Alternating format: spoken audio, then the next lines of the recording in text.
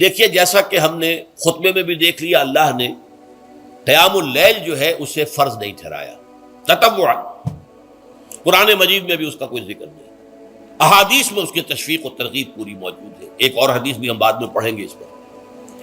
اس کا پس منظر کیا تھا کہ اس کو چھوڑ دیا گیا۔ اب ظاہر بات ہے مسلمانوں میں کمزور بھی ہیں، مسلمانوں میں وہ مزدوری کرنے والے بھی ہیں، روزہ تو فرض ہے ان پر، چاہے مئی کا مہینہ ہے اور گندم کاٹنی ہے، روزہ تو پھر بھی رکھنا ہوگا، یہ سب کچھ ہے۔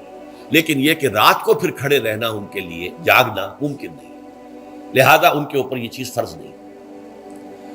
حضور نے تراویح کی نماز یا قیام اللیل نہ اسے فرض قرار دیا، نہ اس کے بعد جماعت کوئی اہتمام کیا مستقل، صرف 3 راتیں آپ نے جماعت کروائی ہے، اس میں 8 رکعتیں آپ نے پڑھی ہیں کہ جو آپ کا معمول تھا تہجد کا وہ پڑھی، اور تہجد کے وقت ہی جماعت کرائی ہے۔ یہ ہے وہ حدیث۔ اس کے علاوہ کسی نماز تراویح جو ہے جو ہم پڑھتے ہیں 20 رکعتیں عشاء کے ساتھ متصل، اس کا کوئی ذکر نہ دور نبوی میں ہے نہ دور صدیق اکبر میں ہے۔ یہ دور حضرت عمر کی خلافت میں ہوا ہے، اور ہم نہیں کہہ سکتے کتنے سال کے بعد ہوا ہے۔ حضرت عمر رضی اللہ تعالیٰ عنہ کی خلافت کا دور جو ہے وہ تو 10 برس ہے، ہو سکتا ہے 5 برس کے بعد ہوا ہو، 6 برس کے بعد ہوا ہو، 12 ہوا ہے ان کے عہد۔ حضرت عمر ایک مرتبہ مسجد میں داخل ہوئے، مسجد نبوی میں، تو دیکھا کہ کچھ لوگ 8 10 12 جو ہیں وہ ایک جو ہے حافظ کے پیچھے کھڑے ہوئے اور قرآن سن رہے ہیں، کچھ دوسرے کونے میں کھڑے ہیں، کچھ کہیں اور کھڑے ہیں، مختلف جماعتیں ہو رہی ہیں۔ تو انہوں نے سوچا کہ کیوں نہ ان سب کو ایک امام کے پیچھے جمع کر دیا جائے، اور اس کے لیے لوگوں کی سہولت کے لیے عشاء کے ساتھ متصل رکھ دیا جائے، اس لیے کہ تہجد کے وقت اٹھنا جو ہے وہ تو ہر کس و ناقص کا کام نہیں ہے، کہ عشاء کے بعد اگر تھوڑا سا اضافی وقت ہو صرف، تو یہ ہر شخص کر لے گا، مزدور بھی کر لے گا۔ لہذا آپ نے یہ نظام تجویز فرمایا کہ عشاء کے متصلاً بعد 20 رکعت نماز پڑھی جائے اور ایک امام کے پیچھے پڑھی جائے۔ یہ گویا کہ اجتہاد ہے حضرت عمر رضی اللہ تعالی عنہ، اس کو آپ نے خود بدعت بھی قرار دیا ہے، لیکن بدعت حسنہ۔ بدعت کس اعتبار سے؟ لغوی اعتبار سے، نئی بات، اس لیے کہ حضور کے زمانے میں نہیں تھی، تو یہ اس طریقے سے ایک نئی بات ہے۔ لیکن یہ بات کیونکہ بہت اچھی ہے، بہت عمدہ ہے، آپ جب یہ نظام چل پڑا تو ایک دن مسجد میں آئے، دیکھا کہ بڑی بھری مسجد ہے، صحابہ کھڑے ہیں اور ایک امام کے پیچھے قرآن سن رہے ہیں۔ آپ نے فرمایا نعم البدعۃ ھذہ، یہ جو ہم نے نئی بات شروع کی ہے یہ بہت اچھی ہے، بہت عمدہ ہے۔ اب یہاں سے فرق واقع ہو گیا ہے۔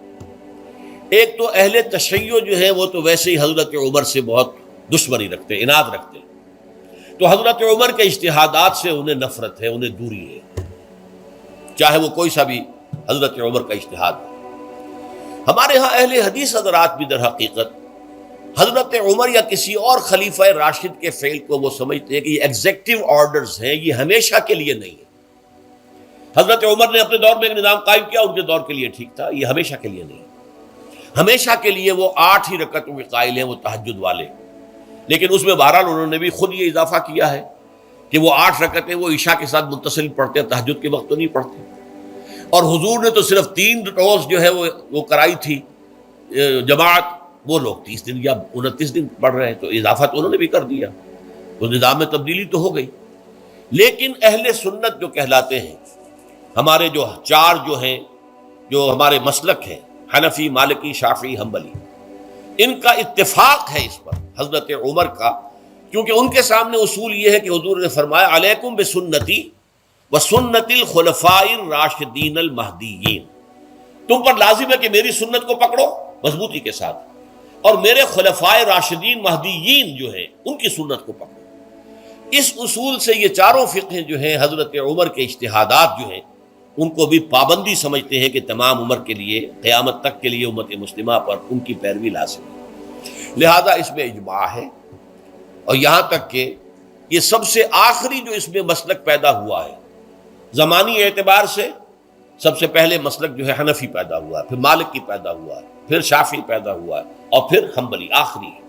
اور امام احمد ابن حنبل بہت بڑے محدث بھی ہیں، مسند احمد ابن حنبل جو ہے وہ بہت بڑی کتاب ہے، بہت اہم کتاب ہے، جامع کتاب ہے، تو ان کے ہاں بھی 20 رکعتیں ہیں۔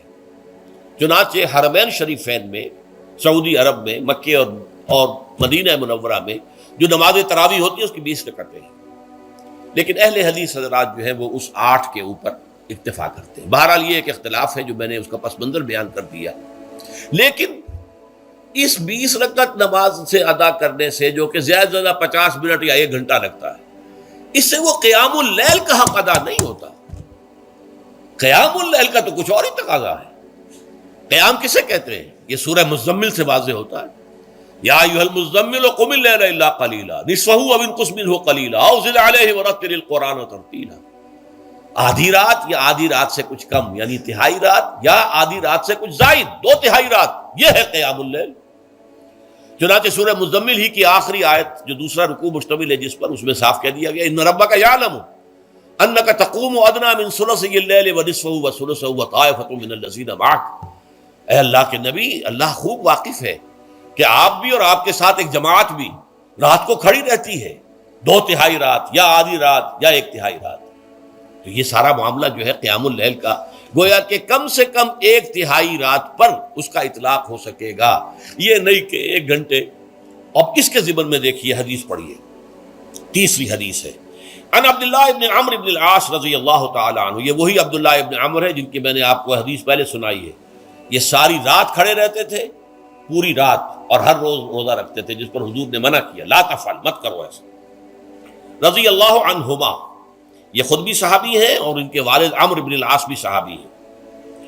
ان رسول اللہ صلی اللہ علیہ وسلم قال، کہ اللہ کے رسول صلی اللہ علیہ وسلم نے فرمایا، الصیام والقرآن یشفعان للعبد، روزہ اور قرآن بندے کے حق میں شفاعت کریں گے۔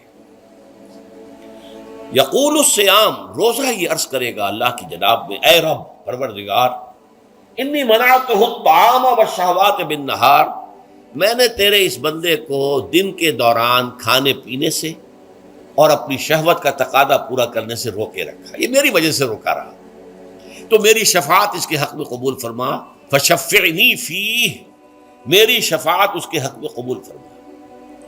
ویقول القرآن، قرآن کیا کہے گا؟ منعتہ النوم باللیل، میں نے اسے رات کے وقت سونے سے، نیند سے روکے رکھا، فشفعنی فیہ، تو اس کے حق میں میری شفاعت قبول فرما۔ حضور فرماتے ہیں فیشفعان، ان دونوں کی شفاعت قبول کی جائے گی۔ یہ ہے قیام اللیل۔